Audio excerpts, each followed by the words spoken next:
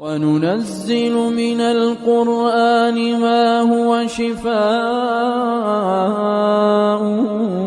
وَرَحْمَةٌ لِّلْمُؤْمِنِينَ وَلَا يَزِيدُ الظَّالِمِينَ إِلَّا خَسَارًا۔ بسم اللہ الرحمن الرحیم۔ السلام علیکم ورحمۃ اللہ وبرکاتہ۔ اللہ کی سلامتی ہو، اللہ کی رحمتیں ہوں، اللہ کی برکتیں ہوں سب گھروں پر، سب گھر والوں پر، پوری امت مسلمہ، انسان، جنات، فرشتے، ساری مخلوقات سب پر، جو دنیا سے جا چکے ان پر بھی اور جو قیامت تک آئیں گے ان پر بھی، آمین آمین۔ قرآن شفا ہے، رحمت ہے مومنوں کے لیے، خسارہ ہے ظالموں کے لیے۔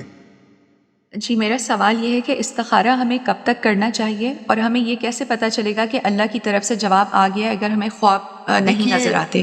جو اللہ کے کام ہے نا وہ اللہ پر چھوڑ دیجئے، پریکٹس کیجئے اس بات کی کہ آپ نے استخارہ کیا، اب بس اپنی زندگی میں لوٹ جائیے۔ استخارہ کرنے کے بعد چاہے غم کے معاملات ہوں چاہے خوشی کے معاملات ہوں، بس اب اپنی زندگی میں لوٹیے اور نارمل ہو جائیے، پھر کر لیجئے استخارہ، ایک دن میں کئی بار کر لیجئے، ورنہ اگلے دن کر لیجئے۔ صرف جو سورج ڈوبتے وقت نہیں کرنا، سورج طلوع ہوتے ہوئے نہیں کرنا، اور جب بالکل ٹاپ پر ہو، بالکل اوپر سر پہ آ جائے سورج، جو زوال کے ٹائم ہے، ان میں مت کیجئے، ظاہر ہے سجدہ حرام ہوتا ہے۔ باقی آپ کیجئے، ناک اور ماتھا زمین پہ رکھیے اور اللہ سے مانگیے، اللہ وہ پھر اللہ کا کام ہے۔ مثلا میں جانتا ہوں ایسے لوگوں کو، وہ لوگ استخارہ کرتے ہیں، اگلے دن صبح فجر کی نماز پڑھتے ہیں، انہیں میسیج آ جاتا ہے، بالکل میسیج آ جاتا ہے۔ میں جانتا ہوں ایسے لوگوں کو جن کو دکھا دیا جاتا ہے، ایک تو وہ ہے میسیج آیا دل میں القاء کر دیا گیا، قرآن میں ذکر ہے اس کا، جیسے کہ موسیٰ علیہ السلام کی والدہ کو کہا کہ بس تم یہ اس کو ڈالو صندوق میں اور بہا دو دریا میں اور بے فکر ہو جاؤ، لا تخف، خوف مت کھا، موسیٰ کی ماں خوف مت کرو، بس جو کہا جا رہا ہے یہ کر لو۔ تو یہ یعنی آپ کو پورا میسیج مل جائے گا۔ یہ بھی ہو سکتا ہے موسیٰ علیہ السلام کی والدہ کی طرح کہ آپ کو کوئی ایک ایسی چیز بہت واضح کر کے دکھا دی جائے، خواب بھی ہو سکتا ہے، کوئی مراقبہ بھی ہو سکتا ہے، کوئی اور بھی ایسی بات ہو سکتی ہے کہ جس کے ذریعے آپ کو پورا دل کا اطمینان مل جائے اور آپ وہ سمجھ پائیں۔ لیکن دیکھیں بدھوؤں کے لیے کچھ نہیں ہے، یہ اللہ بدھوؤں کے ساتھ نہیں معاملات کرتا، یاد رکھیے گا۔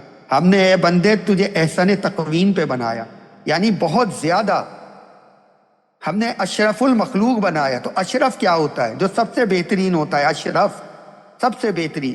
تو ذرا وہ بنیے، یہ قرآن کے ذریعے، ذکر الہی کے ذریعے اور یہ سنتوں پہ عمل کر کے یہ ہمیں وہ معیار حاصل کرنا پڑے گا، پھر یہ آپ کے مسئلے خود بخود حل ہوتے ہیں۔ ایک چیز اور آتی ہے، وہ یہ کہ آپ نے کیا لیکن کوئی میسیج نہیں آیا، تو اب آپ فیصلہ خود کریں۔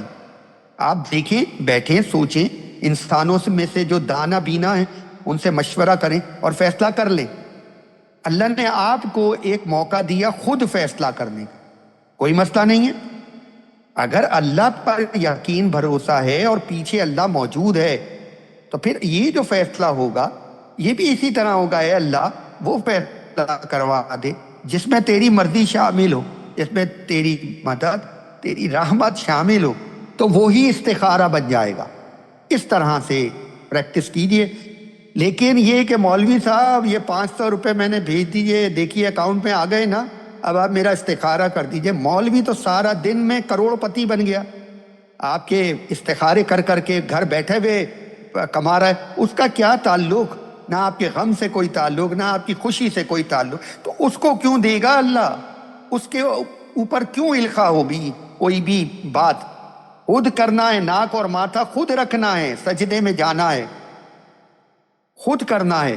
اللہ کی خواہش ہے یہ کہ میرا بندہ میرے سامنے خود آئے، خود، اس کے نتیجے نکلتے ہیں، اس میں خیر و برکت ہوتی ہے۔ تو جب تک ہم یہ ساری چیزیں ہم خود آگے بڑھ کے کام نہیں کریں گے اور اپنے معاملات خود حل نہیں کریں گے اور اللہ پر اتنی قربت ہماری نہیں ہوگی اللہ کے ساتھ کہ ہم جیسے کوئی بہت قریبی دوست ہو، تو انسان اپنے مسائل، اپنی پریشانیاں، خوشیاں اس سے شیئر کرتا ہے. تو کیا اللہ کا یہ بھی مقام نہیں ہے ہمارے لیے کہ ہم اس پہ اعتماد کریں؟ اور جو قوی و عزیز ہے، جو عزیز و حکیم ہے، جو رحمان و رحیم ہے، جو رحیم و کریم ہے، اس سے بڑھ کر کون ہوگا؟ حسبنا اللہ و نعم الوکیل، نعم المولا و نعم النصیر. اس کے علاوہ کس سے کریں گے بھائی؟ کس سے کریں گے؟ اور یہ کیوں نہیں جواب دے گا؟ آتا ہے جواب، کر کے دیکھ لیجئے. انشاءاللہ آپ کو اللہ ضرور بالضرور آپ کو انشاءاللہ جواب آئے گا. وننزل من القرآن ما هو شفاء ورحمة للمؤمنين ولا يزيد الظالمين إلا خسارا.